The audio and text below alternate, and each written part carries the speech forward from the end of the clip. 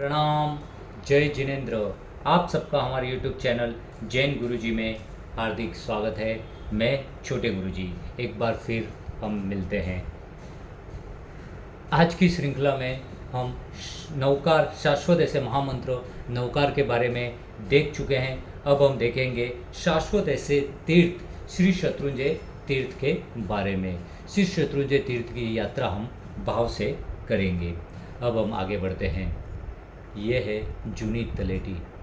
आप सब जाते हैं दौड़ दौड़ के सीधा तलेटी में पहुंच जाते हैं, लेकिन ये तलेटी पालितना गांव में है, आज भी है और आज भी वहाँ बहुत सारे लोग जाते हैं और दर्शन करते हैं। अगर आप पालितना गांव में जा रहे हैं और इस विजय तलेटी का दर्शन नहीं कर रहे तो आपको इस बार पालितना जाकर विजय तलेटी का निश्चित ही दर्शन करना है और इस भूमि का स्पर्श और वंदन जरूर करना है। अब हम आगे बढ़ते हैं। जैसे ही पालितना गांव में हम बढ़े, पालितना गांव की जो मेन मार्केट है वहाँ से हम खरीदी तो बहुत करते हैं, बहुत कुछ चीज़ें लेते हैं, लेकिन जो हमें सबसे बड़ी चीज़ लेना है वह है सम्यक दर्शन।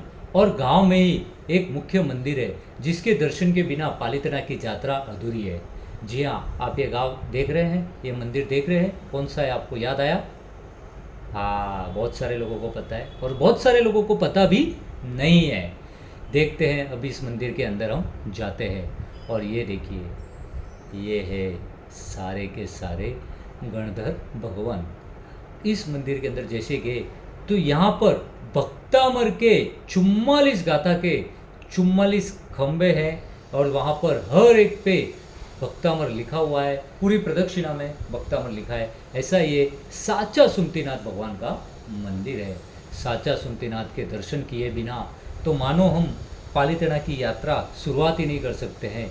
जैसे ही तलेटी के दर्शन किए और गांव में आए और गांव में आकर साचा सुमतीनाथ को नमो जिनानम कहकर पूजा वगैरह भक्ति वगैरह नहीं की तो हमारा यहाँ आना ही निष्फल हो जाता है। आओ अब यहाँ से आगे बढ़ते हैं। यहाँ से जैसे आगे आगे बढ़ते रास्ते में जितने भी मंदिर आते हैं, जितनी भी धर्मशालाएं आती है, सबके मंदिर के दर्शन करके वहाँ के सभी भगवान को नमो जिनानम कहते हुए जितने भी साधु साध्वी जी महामुनि भगवंत महात्मा भगवंत मिलते हैं उन सबको मत्थेण वंदामी करके उनकी साता पूछ के अब हम शाश्वत ऐसे तीर्थ जिसकी बातें, जिसका वर्णन स्वयं तीर्थंकर, साक्षात तीर्थंकर जो अभी विहरमान है, ऐसे सिमंदर स्वामी भी जिसका वर्णन करते हैं, ऐसे शत्रुंजय महातीर्थ के तलेटी में उसकी गोद में हम अभी प्रवेश कर रहे हैं। ये उसका प्रवेश द्वार है। ये द्वार हमें मोक्ष तक लेके जाएगा। इस तीर्थ का नाम ही है सिद्धाचल। यहाँ की हमें ये सीधा सिद्ध के ऊपर पहुँचा देता है। कहाँ भी जाता है, कांकरे कांकरे अनंत सिद्धा। इसके हर कंकर में सिद्ध भगवंत है, हर कंकर में सिद्ध भगवंत है। एक एक डगलू भरे शत्रुंजा समोजे रिखव कहे भव क्रोड़ना कर्म खपावे। ते ऐसे कण कण में सिद्ध भगवंत की भूमि। वहाँ से हम आगे बढ़े हैं। इस तलेटी को पार करके हम यहाँ पे पहुँच गए हैं और ये है जय तलेटी। यहाँ पर हम अपना पहला चैत्यवंदन करेंगे। यहाँ पर भाविक पूजा करते हैं, तलेटी में कोई अभिषेक वगैरह करते हैं और अपने मन को निर्मल करके सम्यक दर्शन की प्राप्ति करते हैं। यहाँ से हम पहला चैत्यवंदन करके प्रभु को विनंती करके हम करते कि हे दादा, हमें आपकी यात्रा कराओ। हम अभागे यहाँ पर आकर यात्रा करके हम अपने आप को सम्यक दर्शन प्राप्त करके हम अपने आप को भव्य जीव बना सकते हैं, क्योंकि भव्य आत्मा ही इस सिद्धाचल को टच कर सकते हैं, इसकी स्पर्शना कर सकते हैं। अभवी तो इसको देख ही नहीं सकते हैं और भव्य जीव यहाँ आते ही वह भव्य हो जाते हैं, दिव्य हो जाते हैं। यहाँ से हम दर्शन करके अपने जीवन में सम्यक दर्शन की प्राप्ति करके भव्यात्मा की छाप लेके अब हम जैसे ही आगे बढ़ते हैं और वहाँ पर आगे जाते ही इस यक्ष के अधिष्ठायक ऐसे कवड़ यक्ष का जो मंदिर है, वहाँ पे कवड़ यक्ष को प्रणाम करके उनसे विनती करके हम आगे बढ़ते हैं कि हे दादा, मैं आ रहा हूँ आपके दर्शन को, मन में आनंद है, उमंग है, उल्लास है, बस मुझे अब आगे बढ़ना है, मैं एक कदम बढ़ा रहा हूँ, दादा आप मुझे सामने से आकर मेरा हाथ पकड़ के मुझे जल्दी से यात्रा करा दो, क्योंकि अब मेरे मन में थोड़ा भी धैर्य नहीं है, एकदम इतना कि कब जल्दी पहुँचूँ वहाँ पे और दादा का दर्शन करूँ। मन में वो उल्लास है, मन में वो तल्लाहट है, एक तसाहट है कि कैसे मैं दादा से मिलूं। इसकी एक प्रतिकृति कि दादा वहाँ आप मिलोगे, मैं ऊपर आऊँगा, लेकिन नीचे मुर्शिदाबाद के बाबू सेठ ने जो मंदिर बनाया, जिसे आज भी बाबू देरासर कहते हैं, सेम वही की वही प्रतिकृति। अगर आप वहाँ पे दर्शन नहीं कर सकते तो आप यहाँ भी दर्शन करके उतना का उतना पुण्य आप कर सकते हैं। आपको डोली वाले नहीं करने, आपको यहाँ पर ही पूजा वगैरह चैत्यवंदन पाँचों करके यहाँ से रिटर्न आ जाना है, लेकिन डोली में बैठ के नहीं जाना है। हाँ, सेम वैसे ही दादा, जिनको देख के हमारे भव की जो प्यास है वो बुझ जाती है। दादा के आंखों में आंखें डालकर 2 मिनट भी हम देखें, 2 मिनट तो हमारे कितने पापों का नाश हो जाता है और भवों की प्यास मिट जाती है। ऐसे लग रहे जैसे दादा हमें अभी बुलाएंगे, अभी हमारे से बातें करेंगे। एकदम हाजरा हजूर ऐसे दादा का दर्शन करके, सामने पुंडरीक स्वामी उनका दर्शन करके, प्रदक्षिणा में भीड़भंजन पार्श्वनाथ है। हाँ, वो भी कौशग में ये भीड़भंजन पार्श्वनाथ दादा, भक्तों की भीड़ लगी रहती है, इतने दर्शन करते रहते हैं कि यहाँ पर नंबर भी नहीं लगता है। ऐसे भीड़भंजन पार्श्वनाथ का अवश्य ही दर्शन करना है आपको। आप सीधा भाग जाते हैं ऊपर और आजू बाजू के दर्शन नहीं करते, आप बहुत सारे पुण्य से वंचित हो जाते हैं, बहुत सारी कर्म निर्जरा से वंचित हो जाते हैं। आपको भीड़भंजन के दर्शन करके सरस्वती माता के दर्शन करने ही है, जो हम अभी आगे बताएंगे। यहाँ से जैसे बाहर निकल के समो शरण का मंदिर सामने आता है, इसके अंदर 108 भगवान के फोटो, भगवान के नाम, 108 तीर्थ वगैरह सभी के दर्शन करने हैं जो इसके अंदर है। इसके अंदर 108 भगवान है, इसके अंदर प्रदक्षिणा वगैरह देके यहाँ से एक छोटा रास्ता है और वो छोटी सी गुफा में जाने की कितनी शांति मिलती है। उस गुफा में गए और वहाँ के छोटे मंदिर में बैठे, बाहर से ऐसा लगता है कि इतना छोटा है और अंदर जाओ तो 8-10 जन आराम से बैठ सकते हैं। और अंदर ऐसी सरस्वती माता है जिनका दर्शन से ऐसा लगता है कि वो माता, बाहर इतनी गर्मी और अंदर इतनी शीतलता। हे माता, ये कैसा प्रभाव है आपका। बाहर की गर्मी से मैं अंदर आ गया और मुझे यहाँ पर इतनी शांति मिल रही है और ये तो ऐसा लग रहा है जैसे ये ज्ञान की गुफा है और हम ज्ञान की गुफा पे, ज्ञान के उस सागर में हम अलौट रहे हैं और ज्ञान को प्राप्त कर रहे हैं। अब की बार आपको भीड़भंजन पार्श्वनाथ और सरस्वती माता के दर्शन तो अवश्य ही करने हैं। अगर आप नीचे तलेटी में सिर्फ तलेटी और ये करके भाग जाते हैं तो आप ये गलत करते हैं। आपको वहाँ पे अच्छी धर्मशाला चाहिए, अच्छी भोजनशाला चाहिए, लेकिन अच्छे अच्छे जो मंदिर है उसके दर्शन कौन करेंगे।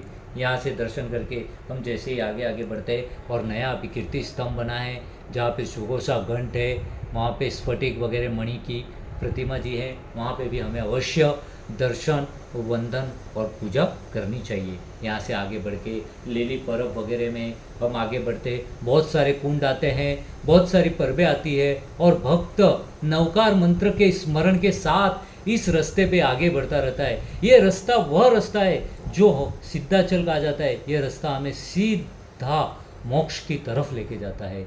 हमारे जो पाप कर्म है वो यहाँ पे छूट जाते हैं और हम मोक्ष की तरफ प्रयाण करते हैं।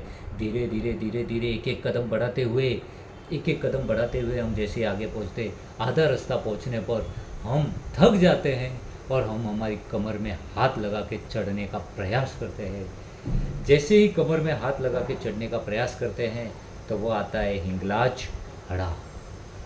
कहा भी जाता है क्या, हिंगलाज नो हड़ो और केड़े हाथ दईने चढ़ो, यानी कि हमारी कमर में हाथ लगा के अभी हमें चढ़ना बाकी है। यहाँ पे भी देखिए माता का दर्शन हो रहे हैं और यहाँ पे अभी 2 स्तुति आई है, हम उसका मंगल पाठ करते हैं।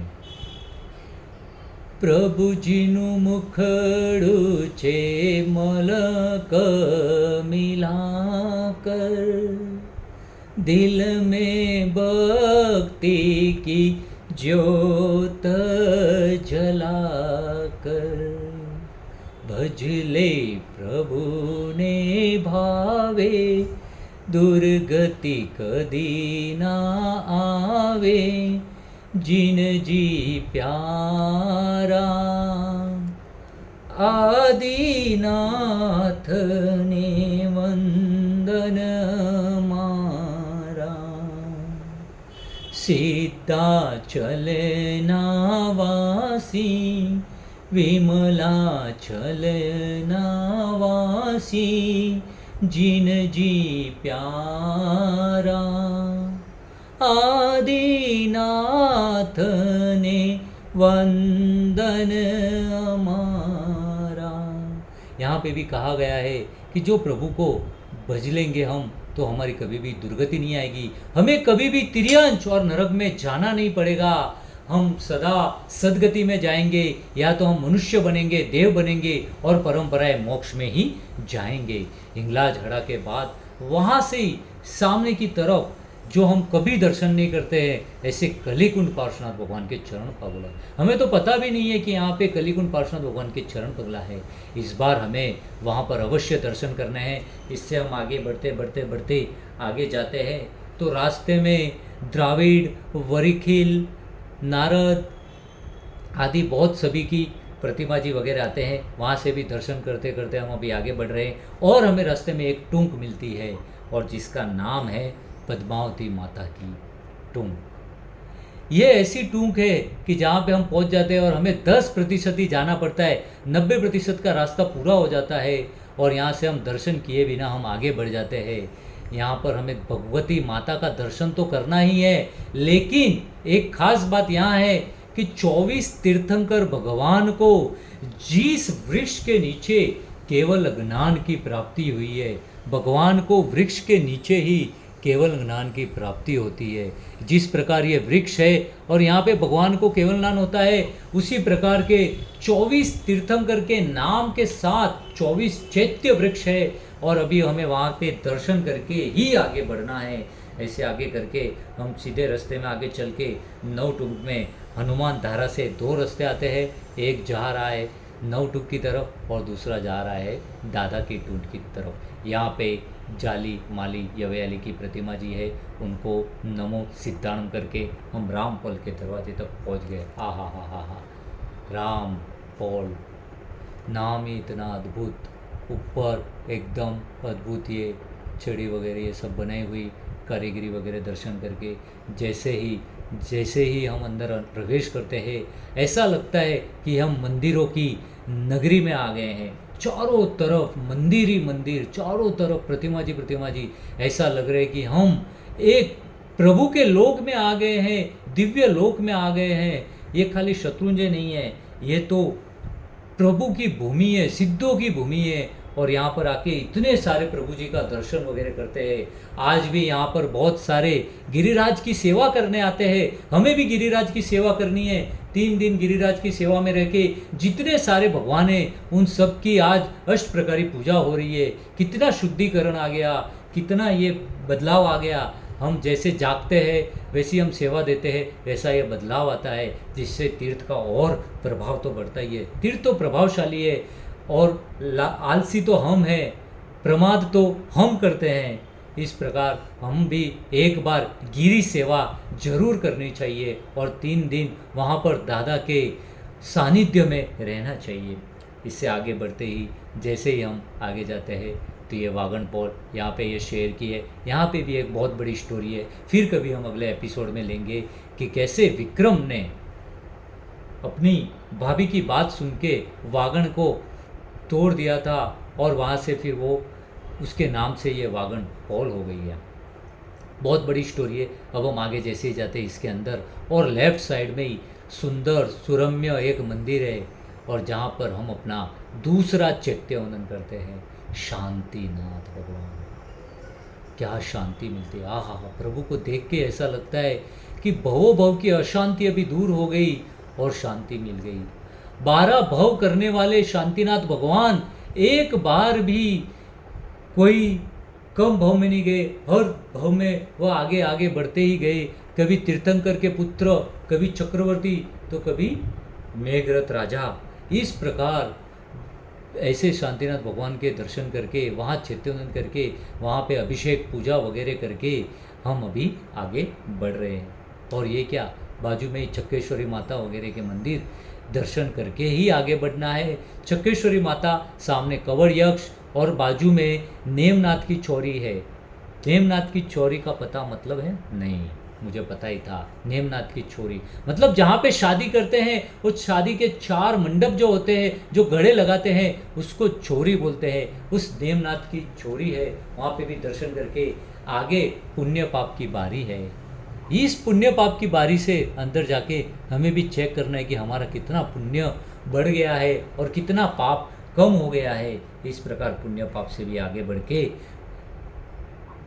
हा, जिस कुंड में मुर्गा उतरा था और वो राजा होके बाहर निकला, ऐसा पवित्र कुंड जिसे सूरज कुंड कहते हैं। हमें तो पता भी नहीं कि ये सूरज कुंड है कहाँ पे। कुमारपाल मंदिर, कुमारपाल महाराजा ने जो मंदिर बनाया वो लेफ्ट साइड, राइट साइड में दिगंबर का मंदिर, और वहाँ से एक छोटा रास्ता जाता है सूरज कुंड की ओर। सूरज कुंड के भी दर्शन करके वहाँ के पानी को हमारे चक्षु पे लगा के हम अभी मुख्य गेट पर पहुंच रहे हैं। इस प्रकार मैंने जितने भी बताइए आपको वैसे ही सब यात्रा करनी है और अपने सम्यक दर्शन को निर्मल करके अपनी जो भव्य आत्मा की छाप लगी है, और जल्दी से जल्दी इस सिद्ध भूमि पर हमें भी एक सिद्ध बनना है और हमारे जो सिद्ध का उपकार है उस ऋण को चुकाना है। आगे बढ़ते हैं तो देखते हैं अद्भुत, जिसको देखने के लिए हमारे नयन तरस गए थे।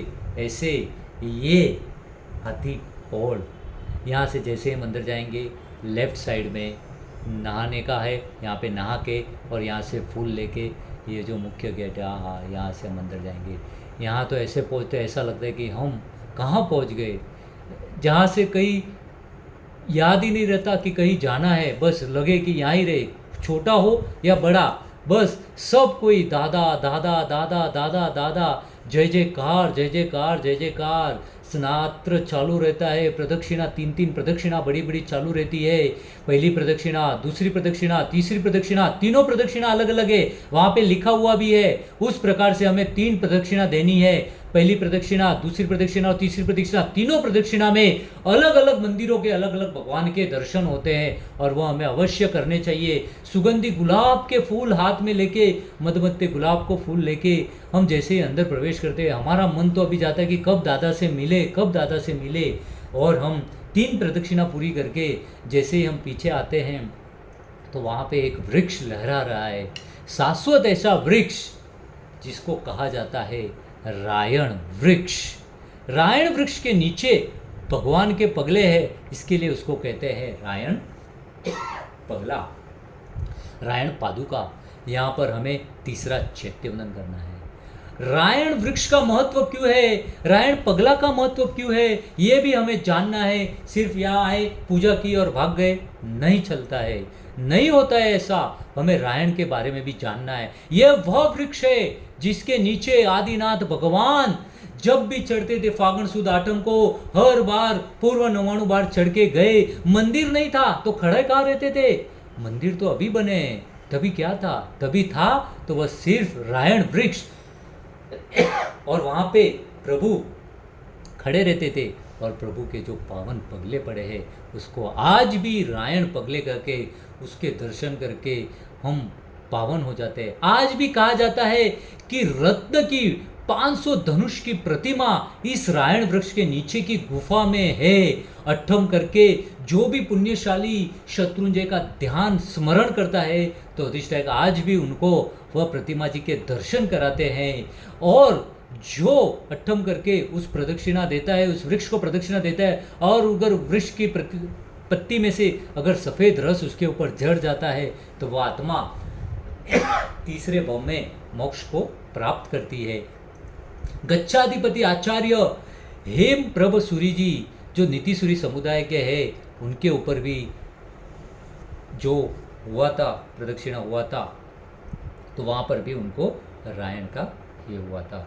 अब हम आगे बढ़ते हैं तो सामने प्रभु की हा, ये तो ऐसा लगता है कि जिसके बारे में अभी के उदय रत्न सूरी जी ने स्तवन भी लिखा है। क्या लिखा है, जेनी की काली छे,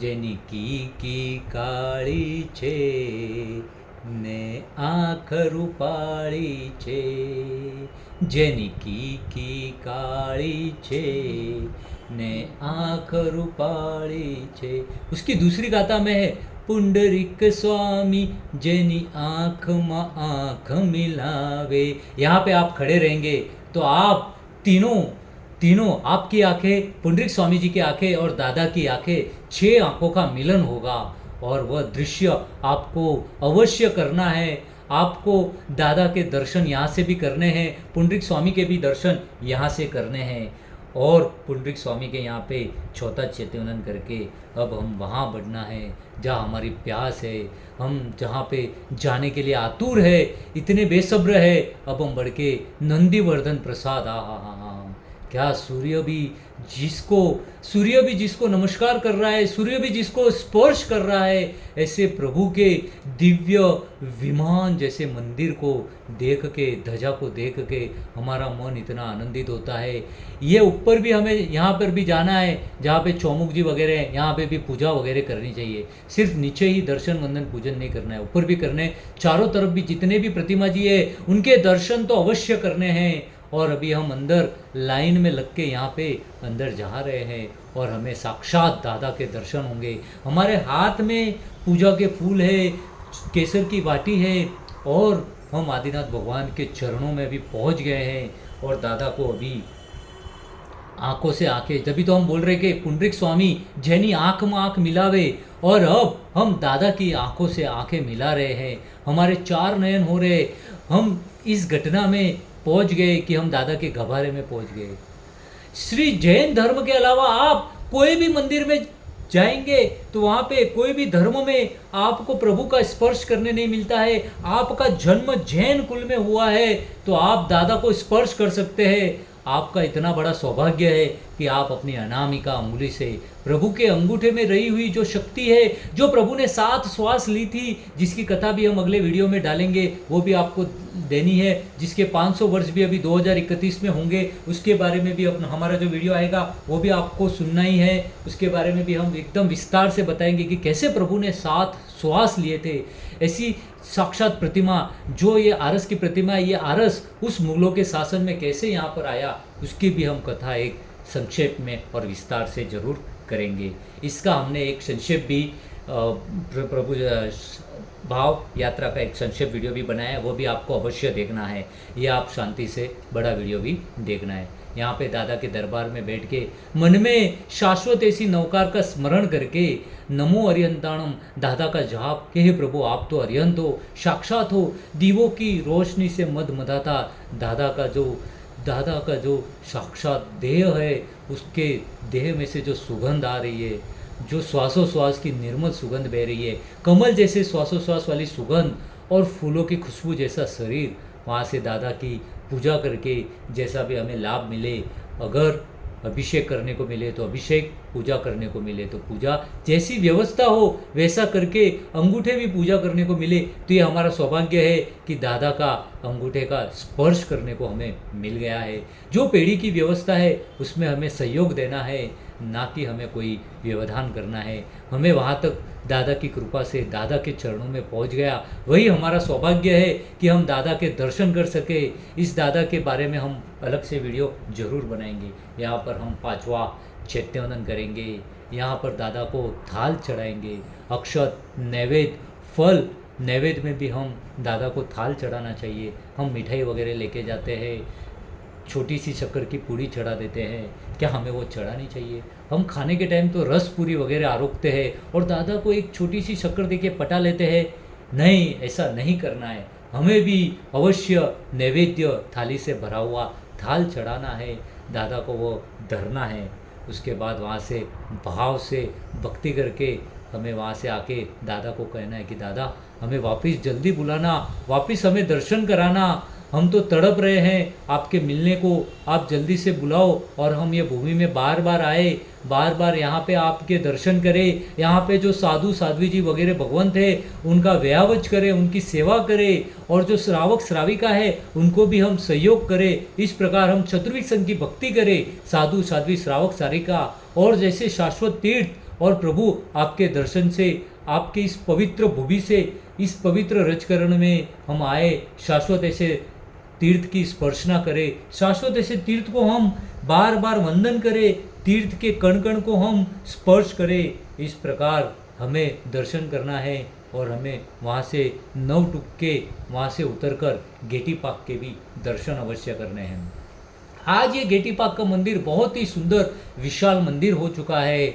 आनंद जी कल्याण जी पेढ़ी जो अप्रतिम कार्य करती है, हमें उसकी सराहना करनी चाहिए। क्या किस प्रकार अद्भुत कार्य कर रहे हैं और हमें दर्शन करने का लाभ मिलता है। यहाँ से गेटी से सिर्फ 1 किलोमीटर की दूरी पर सिद्धवड़ है।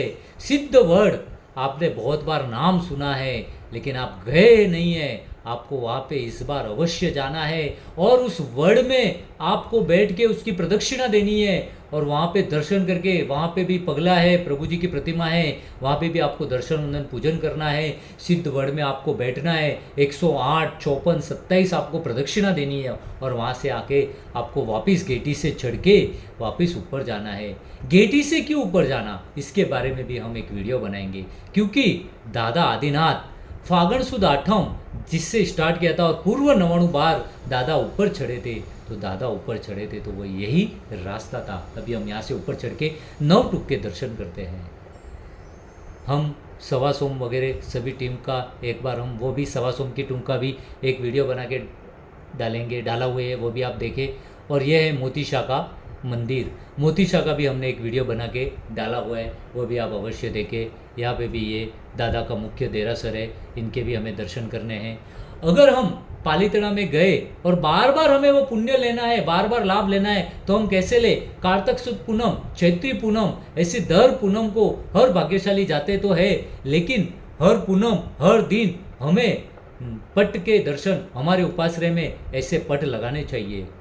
इस प्रकार के ये जो पट लगे, कि हम पूरी यात्रा को भाव के साथ करते कि हमने कहाँ से स्टार्ट किया और कहाँ से जाके दर्शन करके इस जो पट का दर्शन करके कि देव भी यहाँ पे एकदम पुष्प की वर्षा कर रहे, दादा का दर्शन हो रहा है। तो ये ऐसे पट लगा के हर चैत्री पूनम, आसो सुद पूनम, हर महीने की पूनम को दर्शन करने चाहिए। फागण सुद आठम और फागण वद आठम जब दादा का जन्म कल्याणक हो, जब दादा का दीक्षा कल्याणक हो, दादा ने दीक्षा लेके जब दादा ने अपनी साधना की शुरुआत की, ऐसे हमें इस पट के भी दर्शन करने चाहिए।